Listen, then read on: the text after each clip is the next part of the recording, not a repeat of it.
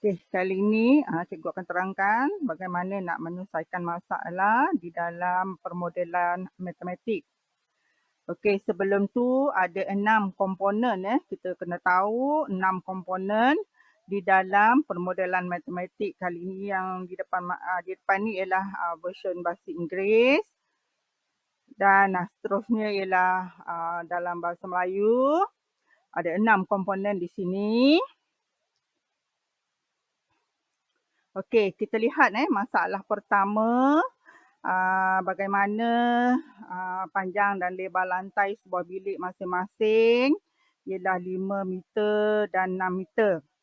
Dan Arman ingin menutupi lantai bilik itu dengan jubin segi empat sama bersisi 30 cm. So, berapa bilangan jubin yang diperlukan? Selesaikan masalah ni menggunakan pemodelan matematik. Okey, sebelum tu kita lukis gambar segi empat tepat, 6 meter dengan darab 5 meter. Kemudian jubin segi empat sama bersisi 30 cm. Segi empat sama, jadi kita dapati dengan menukar unit, dia akan menjadi 0.3 meter.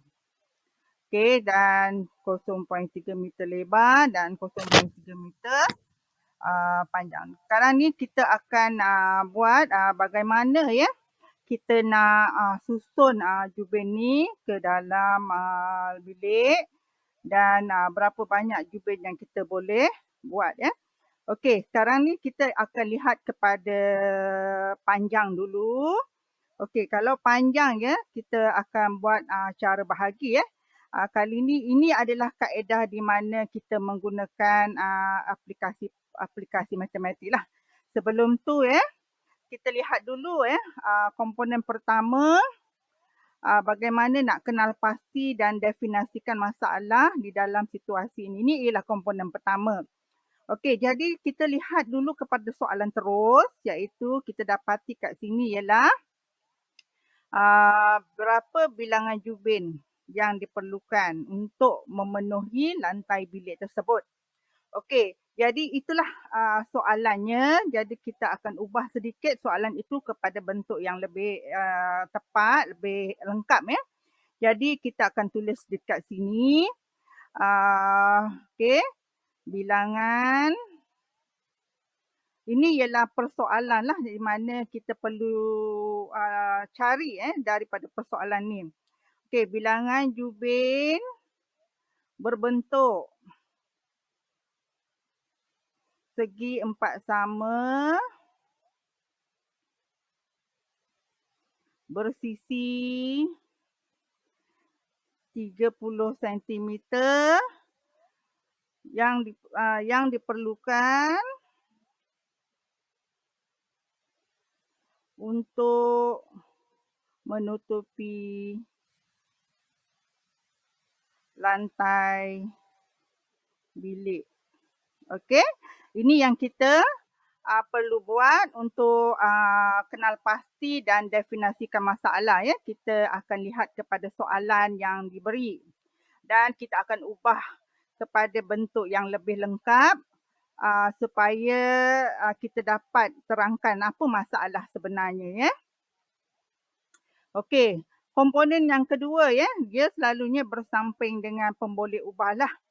Tetapi kita lihat kepada soalan ini agak payah kita nak membentuk pemboleh ubah. Kita akan buat mengikut andaian dulu Jadi kalau kita lihat andaian ni di sini, andaian ialah sesuatu perkara yang diperlukan bagi yang perlu ditambah atau diperlukan supaya pengiraan selanjutnya tidak akan terkesan Jadi kita kena fikir apakah andaian yang kita perlu ada mengelakkan dia mengganggu perkiraan kita. So dapati kat sini kita dapati jubin lah. Mana jubin tersebut pastikan dia tidak pecah. Okey. Mana andaian yang pertama lah.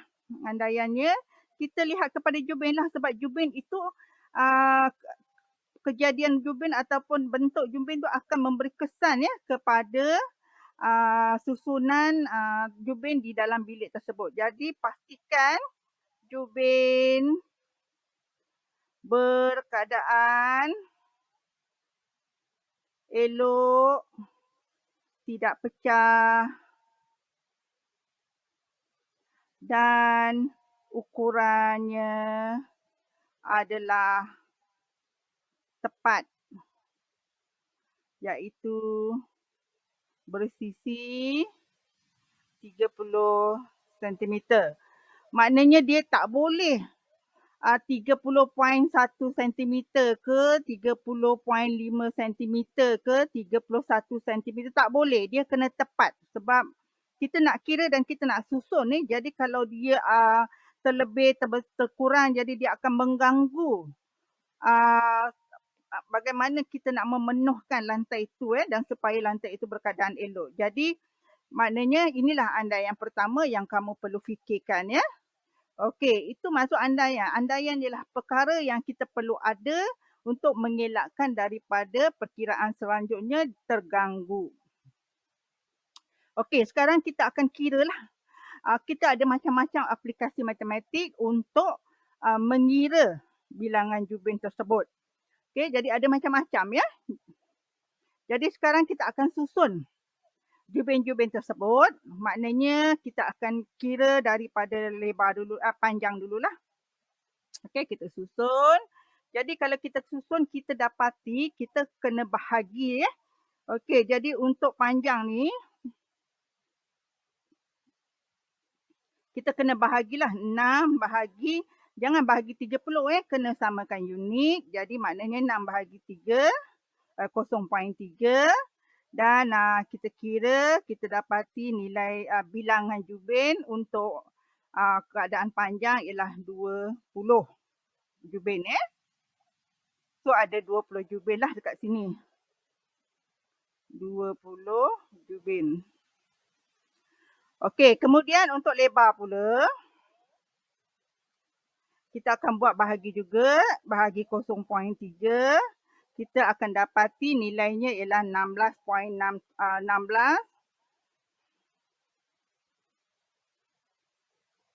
Okey, 16.67. Jadi kita ada perpuluhan ya, ada nilai perpuluhan di sini. So kita akan ambil yang nombor bulat sahaja, iaitu 16 jubin.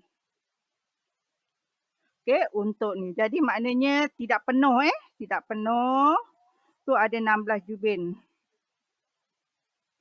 Jadi kita kena kira berapa baki yang perlu ni di sini. Jadi kita darab balik. 5 darab 16 dapat 5 0.3 darab 16. Jadi 0.3 darab 16 dapat 4.8 meter. Maknanya ada baki 0.2 meter yang tidak dapat dipenuhi oleh satu jubin yang lengkap. Jadi kat sini ialah 0.2 meter. Okey. Jadi kita kira keperluan jubin yang lengkap dulu. Kita kira. Okey, jadi 20 darab 16. Okey. So 20 darab 16. So 320 jubin. Ini yang lengkap lah. Kemudian kita kena tambah lagi beberapa jubin supaya kita boleh potong dan potong mengikut saiz yang diperlukan, iaitu 0.2. Maknanya saiznya sekarang ialah 0.2 dengan 0.3 untuk memenuhi ruang yang kosong tersebut. Okey, bagaimana pula kita nak kira berapa bilangan jubin untuk memenuhi baki yang kosong tersebut.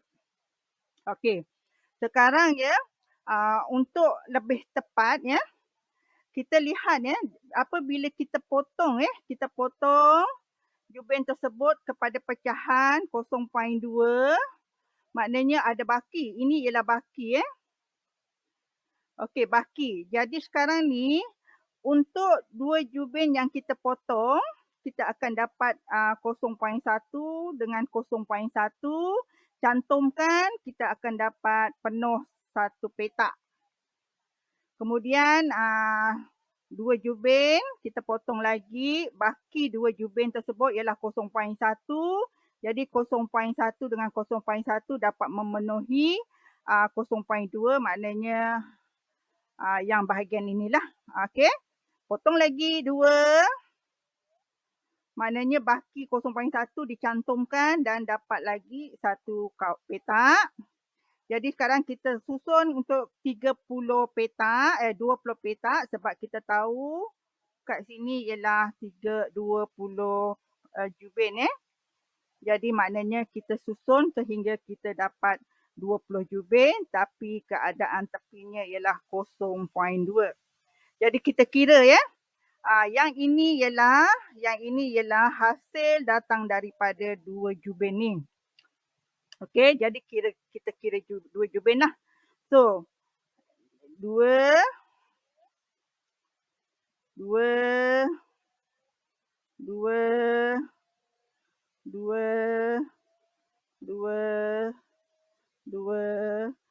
dan ini pasangan dia.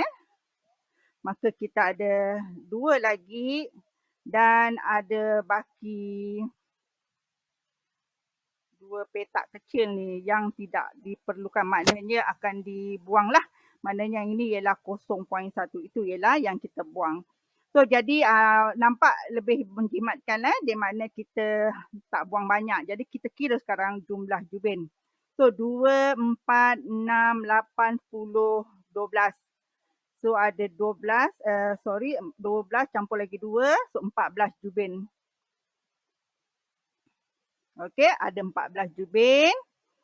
Dan kita kira balik tadi, campur lagi 14 jubin. Jadi kita dapat jumlah jubin yang kita kena beli ialah 334 jubin. Okey. Jadi kita akan dapat 334 jubin yang diperlukan untuk memenuhi lantai bilik tersebut. Okey, seterusnya kita dah kira secara aplikasi matematik dan sekarang kita nak tentusahkan sama ada betul atau tidak apa kita buat tadi ya. So kita maksudnya tentusahkan ni ialah kita kena guna kaedah lain yang tak samalah macam tadi. Kita kena guna kaedah lain untuk menentusahkan supaya apa yang dikira itu betul. So jadi di sini kita ada satu lagi kaedah lain di mana kita tahu keluasan kita akan kira keluasan. Area tadi yang besar, area bilik, keluasan yang 5 darab 6 iaitu 30 meter persegi. Kemudian kita kira jubin tadi, area jubin iaitu kita kira mengikut unit meter ya. 0.3 darab 0.3. Jadi 0.09 meter persegi. So kita akan buat kaedah bahagi lagi sebab kita nak cari bilangan jubin ya. So kita buat kaedah bahagi. So 30 bahagi 0.09.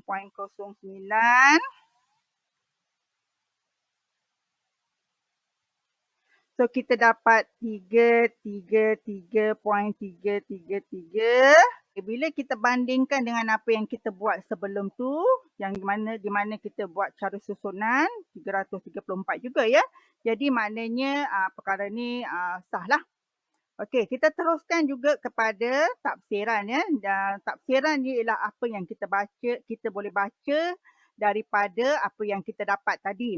Okey, dalam konteks sebenar ya, dalam konteks sebenar yang kita boleh tafsir ialah kita katakan di sini Arman perlulah membeli jubin yang lebih daripada sepatutnya sebab mungkin ketika proses pemasangan jubin-jubin itu akan pecah dan mungkin ada beberapa jubin yang tidak tepat ukurannya jadi dia akan menyebabkan susunan itu tak berapa elok.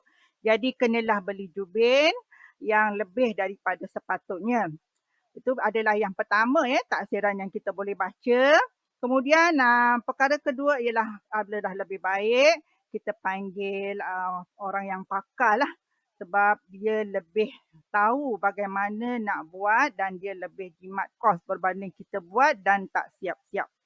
Okey, next ya, kita pergi kepada masalah kedua di mana kita lihat gambar ni dan soalannya ialah calculate the value of X apabila diberi luas 460. Okey.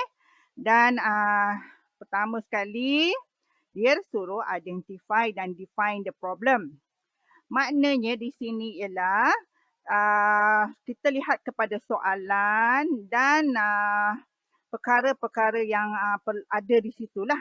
So bagaimana kita nak tulis, identify dan define, kita tengok soalan dan kita buat dengan keadaan yang elok lah. So jadi kat sini ialah kita nak cari cari panjang ya, sebab X tu ialah pemboleh ubah. Jadi kita akan abaikan X tersebut, kita akan cari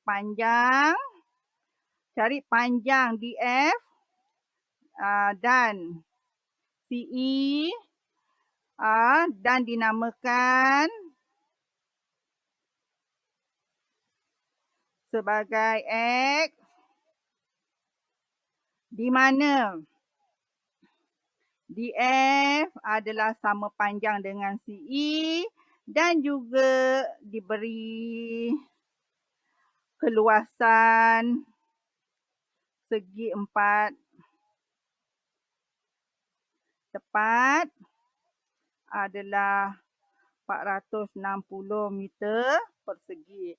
So bagi inilah cara kita nak buat untuk kenal pasti dan definisi masalah tersebut. Kita tak kena tulis balik soalan tapi dengan keadaan ayat yang lengkap dengan menyatakan apa yang diberi. Kemudian andaian yang perlu kita buat. Kita tengok apa yang kita perlu buat, apa yang kita perlu fikirkan supaya dia tak mengganggu perkiraan kita selepas ni. Jadi kat sini kalau kita baca soalan kita dapati satu ialah andaikan bahawa keluasan segi 4 tepat tersebut tidak berubah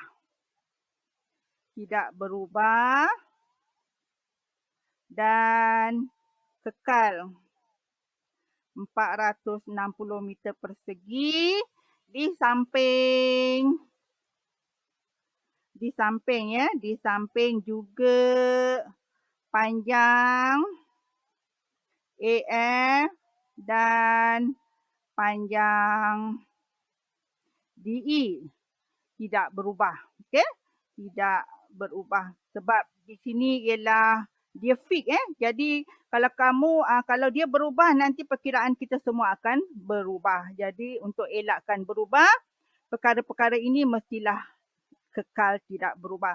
Jadi sebenarnya andaian ialah apa yang kamu perlu nyatakan supaya perkara yang kita nak buat atau perkiraan kita nak buat selepas ni tidak berubah, tidak terganggu. Okey, next. Sekarang kita nak kira. Okey, bila kita kira kita dapati keluasan tadi, kita kira balik. Okey. So keluasan. Okey, keluasan ni ialah kita akan menggunakan aplikasi matematik dalam menyelesaikan masalah iaitu mencari nilai X. So kita akan menggunakan kaedah luas iaitu panjang darab lebar di mana panjang tadi ialah X tambah 15 dan lebar tadi ialah X tambah 12 sama dengan 460. Kemudian kita expand X kuasa 2 tambah 12X tambah 15X tambah 180 sama dengan tolak sekali 460 sama dengan kosong. Okey kita akan membina persamaan kuadratik dan kita akan selesaikan mengikut kaedah tu. Okey, jadi kita ringkaskan kepada bentuk yang mudah iaitu X kuasa 2 tambah 27X tolak 280 sama dengan kosong.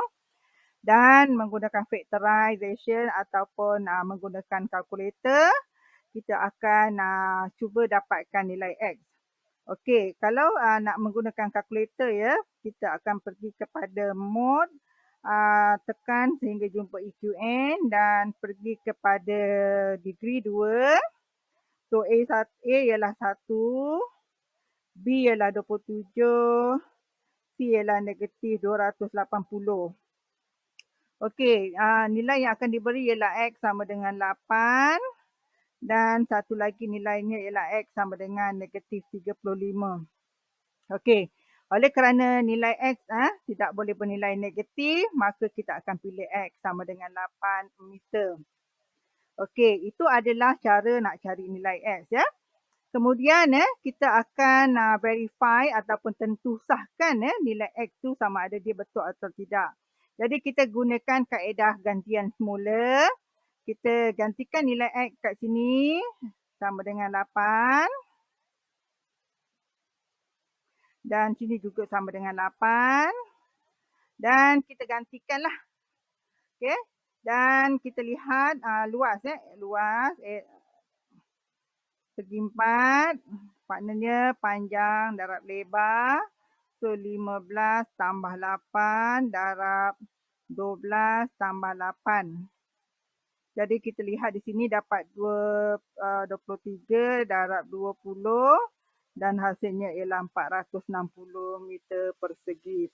Okey, jadi keputusannya adalah sama. So kita dapat mengesahkanlah bahawa nilai X yang kita dapat tu adalah betul.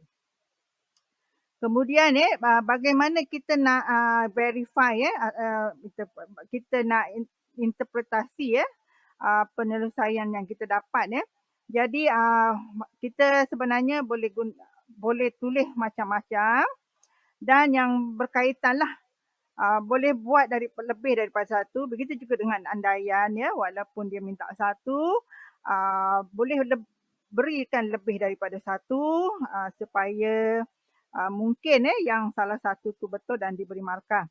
Begitu juga dengan interpretasi, kita cuba memberikan seberapa banyak interpretasi yang kita boleh. Tetapi biarlah berkaitan dengan gambar tersebut. Jadi perkara yang pertama jadi kita boleh nampak kat sini ialah sekiranya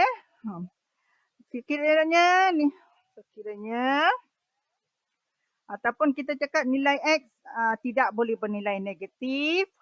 Okey, tadi kita dapat negatif tak boleh terima sebab X ialah panjang. Jadi nilai X tidak boleh bernilai negatif Jadi itulah yang pertama. Kemudian mungkin yang berikutnya ialah sekiranya nilai X berubah, maknanya area juga akan berubah. Jadi kamu boleh berikan bermacam-macam interpretasi yang kamu nampak kepada gambar dan berkaitan, tidak boleh lari daripada perkaitan tersebut. Okey, kita teruskan kepada masalah berikutnya. Okey, populasi suatu bandar bertambah secara linear. Ingat secara linear. Pada tahun 2013, populasinya ialah 4,250. Manakala pada tahun 2018, populasinya ialah 6,150. Okey, dia suruh amalkan populasi pada tahun 2021. Okey, sebelum kita membuat terbitan, kita mesti ada pemboleh ubah lah. Okey, jadi kita lihat yang dia macam mana pemboleh ubah kita nak tahu. Kita lihat kepada tahun dan juga populasi Jadi kita anggapkan bahawa tahun tu, bilangan tahun ialah T dan populasi ialah P, huruf P besar Jadi kita untuk terbitkan sesuatu model, kita perlu ada pemboleh ubah. Jadi mestilah bina pemboleh ubah yang berkaitan dengan fakta yang dia bagi. Dan satu lagi yang kamu kena buat andaian bahawa 2013 ialah sebagai tahun permulaan iaitu T0 Dan pada ketika itu populasinya ialah 4,250. Okey, sekarang kita tahu secara linear ya. So, linear kita dah tahu bahawa persamaan linear ialah Y sama dengan M, X tambah C. Dan M adalah kecerunan, graf ataupun dipanggil kadar. Untuk tajuk ni ialah untuk masalah ni ialah kadar pertumbuhan pertumbuhan populasi bandar tersebut. Okey, jadi kita lihat macam mana nak cari kecerunan. Kita lihat formula yang lama, iaitu kecerunan ialah Y1 tolak Y2, X1 tolak X2. Dan kita lihat apa yang nak letak di atas ialah P1 tolak P2.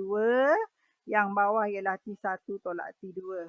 Okey, ini adalah cara nak cari kadar pertumbuhan populasi. Okey, di sini pada kita pilih P1 ialah 6,150 tolak 4,250 dan daripada tahun 2018 tolak 2013 dia adalah 5 tahun. Jadi bilangan perubahan populasi dibahagi dengan 5 tahun dapat 380. Dan ni kadar pertumbuhan populasi. Okey, kemudian kita akan gantikan sebab kita nak tahu pada tahun 2021 berapa bilangan populasi. Oleh kerana dia secara linear dan perbezaan tahun iaitu daripada 2021 kepada 2013 ialah 8 tahun. So T sama dengan 8. So kita gantikan T sama dengan 8 sini. Dan kita akan dapat bilangan populasi pada tahun 2021 ialah 7,290. Ini ialah aplikasi matematik dan model matematik ni ialah model matematik. Model matematik ialah formula ataupun function ataupun equation yang mengandungi pemboleh ubah. Itu adalah model matematik. Jadi kalau nak bina model mesti ada pemboleh ubah dan juga andaian. Okey. Kita nak pergi kepada tentusah pula. Okey. Kalau kita nak kira tentusah pula, kita akan cuba macam-macam kaedah. Maknanya kaedah tak boleh sama seperti kaedah yang kita buat pada aplikasi matematik. Untuk tentusah juga merupakan aplikasi matematik tetapi kaedah yang lain yang dapat menentukan bahawa apa yang kita dapat itu betul. Jadi kita cuba kaedah ini juga Kita cuba ganti nilai balik semula T dengan populasi. Kalau T kosong, kita kira 4250. Apabila kita lompat sedikit T5. Kita gantikan T sama dengan 5. P sama dengan 380 darab 5 tambah 4250. Kita dapat 6150. Sama seperti yang kita diberi dalam soalan. So kita ganti juga T sama dengan 8.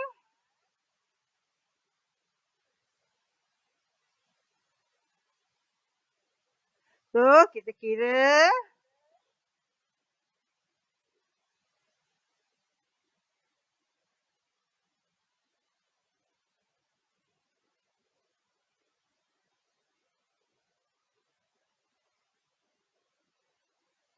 sama juga Kalau kita ganti T sama dengan 8, kita dapat 7290. Okay, tetapi kalau kita lihat kaedah ni dia sama macam sebelum tu dia sama semacam sebelum tu. Jadi kita cuba lagi kaedah lain yang dapat yang berbeza sedikit. So cikgu guna kaedah graf. Okey, cikgu guna kaedah graf dan daripada graf kita akan dapatkan populasi apabila tahun ke-8 iaitu pada tahun 2021. Okey. Okey, jadi sekarang kita pilih untuk graf linear sebab dia garis lurus, maka tak payah banyak titik. Kita hanya perlu cari 2 titik sajalah. Okey, bila T sama dengan kosong, kita kira P sama dengan 4250. Bila T sama dengan 5, sebab tadi kita dah kira, kita ganti nilai T sama dengan 5 dan kita dapat 6150. Okey, kamu boleh menggunakan kaedah lain bagaimana nak buat graf, iaitu kaedah Excel, kaedah IT lah, maknanya yang lebih canggih sedikit ya. Dan cikgu cuba menggunakan kaedah graf. Okey, tetapi oleh kerana pintasan Y-nya agak besar, jadi apabila kamu nak lukis graf, kamu akan memulakan paksi Y dengan nilai 4250. Okey, kemudian perbezaan di antara ni untuk 10 petak ialah 500 dan satu petak kecil tu ialah 500 bagi 10 iaitu 50. Okey, manakala paksi X ialah T iaitu tahun dan paksi Y ialah populasi iaitu huruf P. Okey, seterusnya kita akan plot tadi titik tu iaitu T kosong, populasinya ialah 4250. Kemudian apabila T sama dengan 5, kita dapati 6150 je. Jadi kita akan plot daripada sinilah. Kita kira ya sebab dia 500. Jadi kita mulakan daripada sini ya. So, 6150 tolak 5750. Okey, bila kita tolak kita dapat 400. Okey, macam mana nak plot 400 ya? Jadi kita bahagikan dengan 500. Kemudian darabkan dengan 10 petak dan kita akan dapat 8. Okey, kita akan 8 petak ke 8 lah. So, jadi T sama dengan 5 di sini. So, jadi pada sini petak ke 8. Okey, itu dia. Okey, cukuplah 2 titik sebab kita nak lukis garis lurus. Dan gunakan pembaris. Sambungkan kedua-dua titik tersebut. Okey, beginilah keadaannya. Kita dah lukis. Ini petak ke 8. Dan kita akan cari nilai populasi apabila T sama dengan 8. Ni dia. So, jadi kita lihat ni apakah nilai kat sini ya. Sebab dia agak kecil dan tak boleh dibaca. Sebab itu sebaik yang mungkin boleh menggunakan Excel. Tetapi apa saja boleh dibuat ya. So, cikgu akan ambil bahagian tersebut. Dan cikgu akan besarkan gambar dan pindahkan garis ni mengikut keselarian dan masukkan di dalam kotak-kotak.